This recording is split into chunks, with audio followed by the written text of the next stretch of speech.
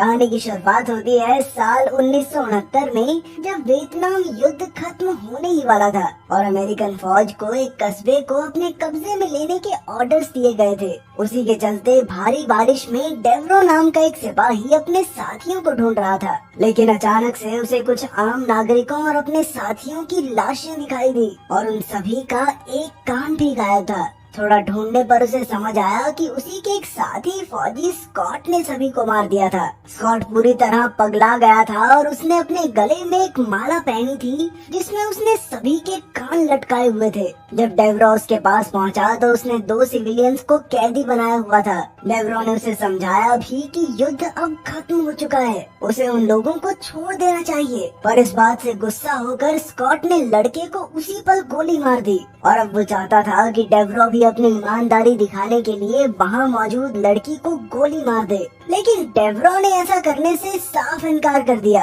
अब स्कॉट ने खुद ही ये काम करने का फैसला किया, लेकिन सही मौके पर डेवरो ने उसे लात मारकर नीचे गिरा दिया और लड़की को लेकर वहाँ से भागने लगा। लेकिन तभी अचानक पीछे से स्कॉट ने डेवरो के पैर में गोली मारकर उसे नीचे गिरा दिया और लड़की के ऊपर ग्रेनेड फेंककर उसे भी मार डाला। इस घटना से गुस्साए हुए डेवरो ने स्कॉट से लड़ने का सोचा, लेकिन दोनों ने एक ही समय पर गोलियां चलाकर एक दूसरे को मार डाला। अगली सुबह जब यूएस आर्मी की टीम गांव में पहुंची तो कमांडिंग ऑफिसर्स ने सभी बॉडीज को बर्फ में रखने को कहा और साथ ही सख्त ऑर्डर्स दिए कि इस बारे में किसी को पता नहीं चलना चाहिए। इसके बाद कहानी पहुंच जाती है साल 1992 के अमेरिका में, जहां कुछ आतंकवादियों ने एक बिल्डिंग पर कब्जा कर लिया था। वो पहले से ही काफी लोगों को मार चुके थे और जिन पुलिस वालों ने बीच में आने की कोशिश की वो भी अपनी गाड़ियों के पास लाश बनकर पड़े थे। अभी भी उन्होंने कुछ आम लोगों को बंदी बना रखा था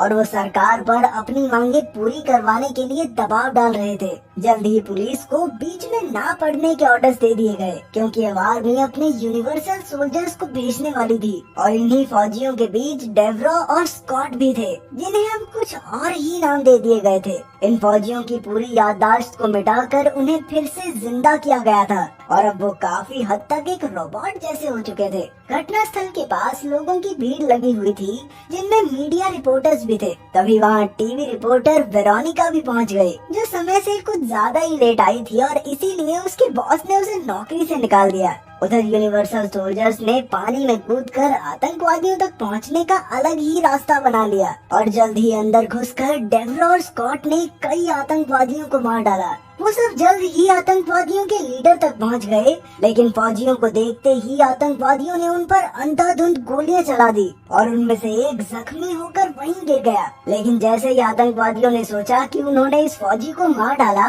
तो उसने फिर से उठकर लीडर को गोली मार दी, मानो गोलियों का उस पर कुछ असर ही न हुआ हो। इतने में स्कॉट और डेवरो भी वहाँ पहुँच गए, जिन्होंने बचे हुए 2 आतंकवादियों को भी मार गिराया। वहाँ बंधकों को देखकर डेवरो के दिमाग में वियतनाम युद्ध की अपनी पुरानी यादें वापस आने लगी, जिसके बाद उसने स्कॉट की तरफ मुड़कर देखा, जिससे वो दोनों ही पल भर के लिए वहीं जम गए और उन्होंने आगे की कोई कमांड सुनी ही नहीं। वहीं इंटरव्यू के दौरान वेरोनिका को कर्नल पेरी पर शक हो गया कि वो जरूर आम जनता से कुछ न कुछ छिपा रहे हैं, इसीलिए अपनी नौकरी बचाने के लिए उसने पेरी का पीछा करने का फैसला किया ताकि उसे कोई सनसनीखेज कहानी मिल सके। उधर कमांड सेंटर में हमें पता चला कि इन फौजियों के पास खुद ब खुद बहुत तेजी से ठीक होने की ताकत थी और साथ ही ये काम इंसान से काफी ज्यादा ताकतवर थे, लेकिन कभी कभी अपनी इन ताकतों के कारण उनका शरीर बहुत ज्यादा गर्म भी हो जाता। उन्हें काबू में रखने के लिए उन्हें एक सीरम दिया जाता था ताकि उनकी पुरानी यादों को दबाया जा सके। अभी टेक्निकल टीम ये ढूंढने में लगी थी कि डेवरो आखिर फ्रीज क्यों हो गया था और उससे सवाल करने पर उसने बताया कि उसे वियतनाम में हुई सारी घटना याद आ गई थी और उसकी ये बात स्कॉट ने भी सुन ली। उधर वेरोनिका अपने कैमरामैन को गाड़ी में ही छोड़कर खुद कैमरा उठाकर आगे बढ़ने लगी। बेस में पहुंचकर उसने एक बक्सा खोला तो वहाँ एक घायल फौजी को देखकर वो हैरान हो गई पहले तो उसे लगा कि वो फौजी मर चुका है, पर जैसे ही वो फोटोज लेने लगी तो वो फौजी अचानक से उठ गया, जिससे वेरोनिका बहुत डर गई। इसी हड़बड़ी में उसने गलती से अलार्म बजा दिया और फिर वो फटाफट भागकर गाड़ी में बैठ गई। पर तब तक पेरी ने सोल्जर्स को उन्हें पकड़ने के लिए भेज दिया था, जिन्होंने गाड़ी को पलटकर उन्हें पकड़ भी लिया। लेकिन फिर जब पेरी ने कहा कि कैमरा लेकर इन्हें जाने दो, तो स्कॉट ने ये ऑर्डर इग्नोर करके कैमरामैन को गोली मार दी, जिससे डेवरो की याददाश्त ट्रिगर हो गई और उसने एक बार फिर से वहाँ मौजूद लड़की को बचाने के लिए स्कॉट को धक्का मारा और फिर वो वेरोनिका को लेकर आर्मी की गाड़ी की तरफ भागा। स्कॉट ने पीछे से गाड़ी के ऊपर कई गोलियां चलाई, पर गाड़ी तब तक नहीं रुकी जब तक पेरी ने डेवरो को रुकने के ऑर्डर नहीं दिए। पेरी की आवाज से डेवरो फिर से यूनिवर्सल सोल्जर मोड में चला गया, इसीलिए वेरोनिका ने उसके कान से वो रिसीवर निकालकर बाहर फेंक दिया, जिसके बाद डेवरो पूरी तरह सोच समझ पा रहा था। उधर स्कॉट डेवरो को एक गद्दार कहकर बुला रहा था, जिसका मतलब ये था कि उसकी भी याददाश्त वापस आने लगी थी। स्कॉट के वापस आने के बाद टेक्नीशियंस अब इस प्रोजेक्ट को बंद करना चाहते थे, क्योंकि स्कॉट ने एक निर्दोष इंसान को मार दिया था, पर पेरी ने उन्हें जेल की धमकी देकर मुंह बंद रखने के लिए कहा। इसके बाद पेरी ने सबको ऑर्डर्स दिए कि वो लोग अब डेवरो और वेरोनिका के पीछे जाएं, ताकि वो किसी को इस प्रोजेक्ट की सच्चाई न बता सके।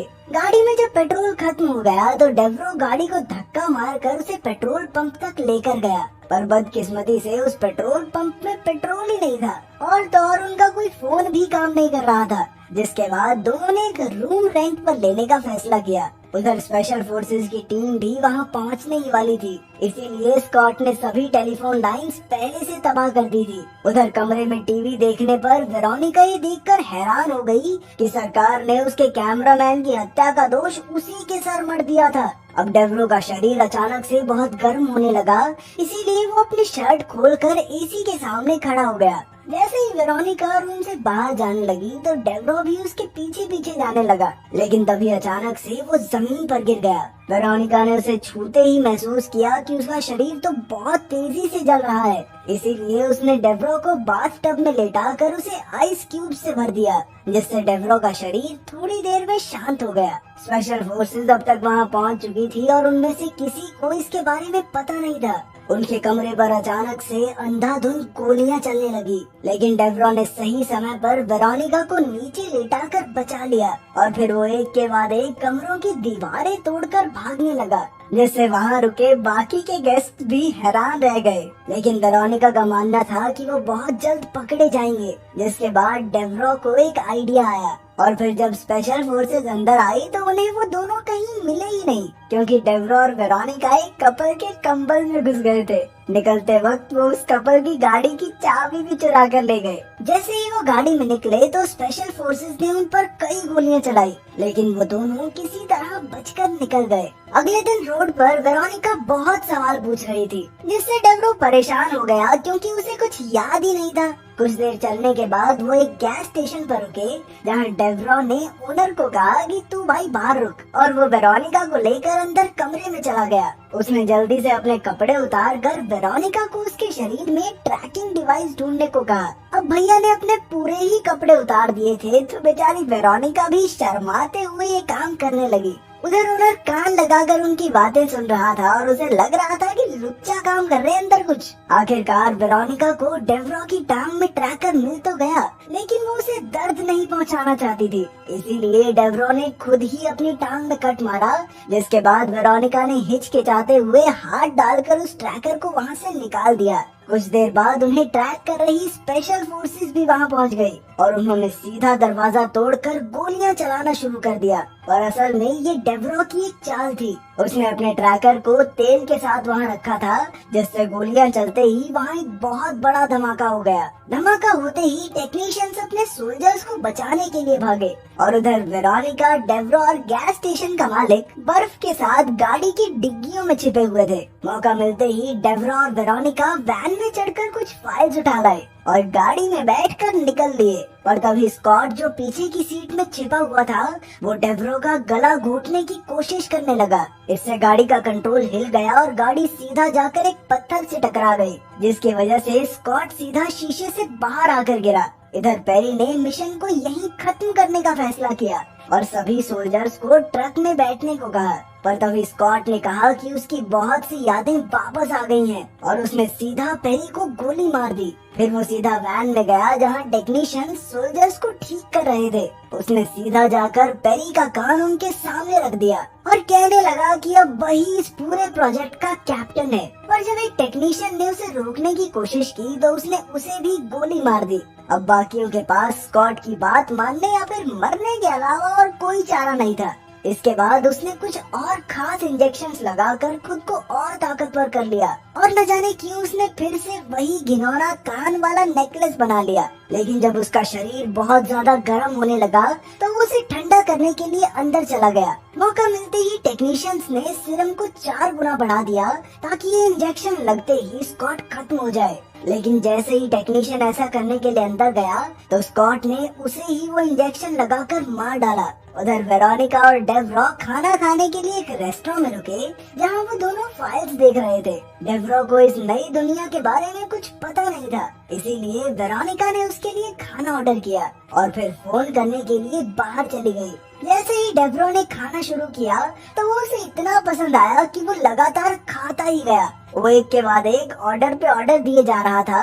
पर जब वेट्रेस ने उससे पूछा कि बिल कैसे भरेंगे सर आप, तो उसके पास कोई जवाब ही नहीं था। तभी वहाँ दुकान का मालिक भी आ गया और जैसे ही उसने डेवरो को उठाकर मुक्का मारने के लिए अपना हाथ आगे किया तभी डेवरो ने उसे डॉज करके एक ही लात में उसे जमीन पर लेटा दिया। रेस्टोरेंट में मौजूद कुछ और आदमियों ने डेवरो पर हमला किया और कुछ ही सेकंडों में डेवरो ने सबका हाल बेहाल कर दिया। उस शाम स्कॉट ने एक बार के बाहर खड़े कुछ लोगों से डेवरो और वेरोनिका के बारे में पूछा तो एक आदमी ने उसका मजाक बना दिया, जिस पर स्कॉट ने गुस्सा होकर वहीं उसे सबके सामने पीट दिया। बाकी सब उसकी चिताई देखकर इतना डर गए कि सीधा सीधा जवाब दे दिया। उधर वैन के अंदर आखिरी टेक्नीशियन ने एक सोल्जर के हाथ में ग्रेनेड एक्टिवेट कर दिया। अब स्कॉट के पास उसके अलावा सिर्फ एक ही सुपर सोल्जर बचा था। गुस्से में स्कॉट वहाँ रहने वाले आम लोगों पर चिल्ला रहा था। तभी अचानक वहाँ पुलिस वाले आ गए पर स्कॉट ने उन्हें कुछ ही सेकंडों में खत्म कर दिया।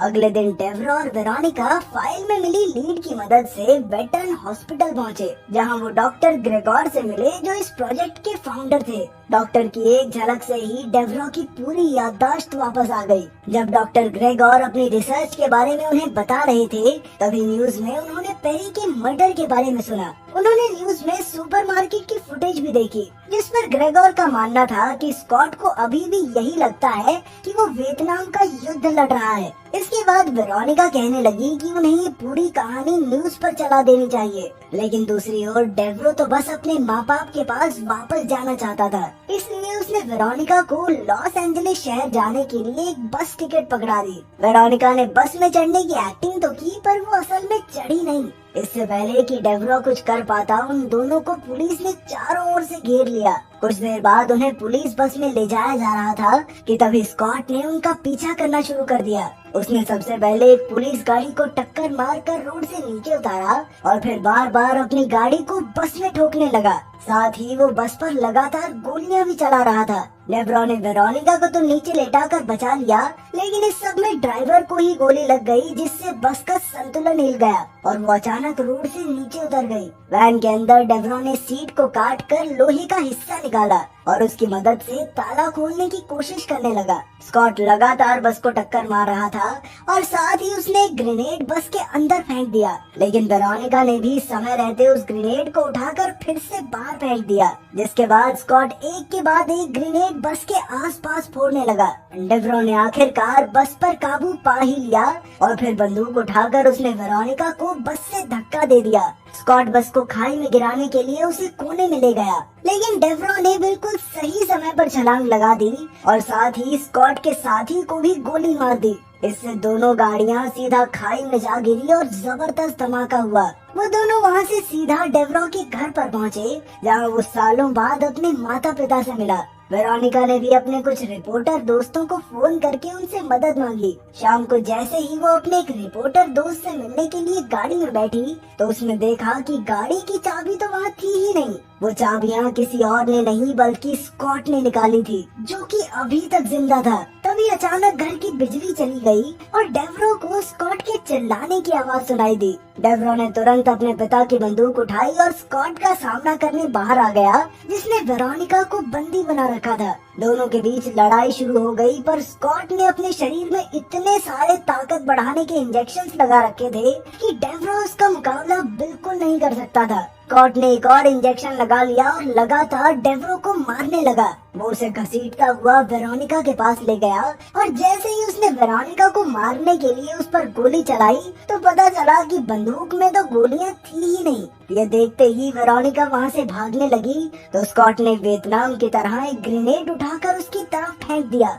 ये देखकर डेवरो को बहुत गुस्सा आया और उसने फिर से लड़ना चालू कर दिया, लेकिन वो अब भी स्कॉट का मुकाबला नहीं कर पा रहा था। लेकिन फिर अचानक स्कॉट की जेब से एक इंजेक्शन नीचे गिर गया और मौका देखकर डेवरो ने वो इंजेक्शन खुद को लगा दिया। अब उसकी ताकत बढ़ने से मुकाबला थोड़ा टक्कर का हो गया। उसने एक के बाद एक डेवरो के मुंह पर कई मुक्के मारे। डेवरो ने उसे बाहर ले जाकर हार्वेस्टर मशीन में फेंककर मार डाला।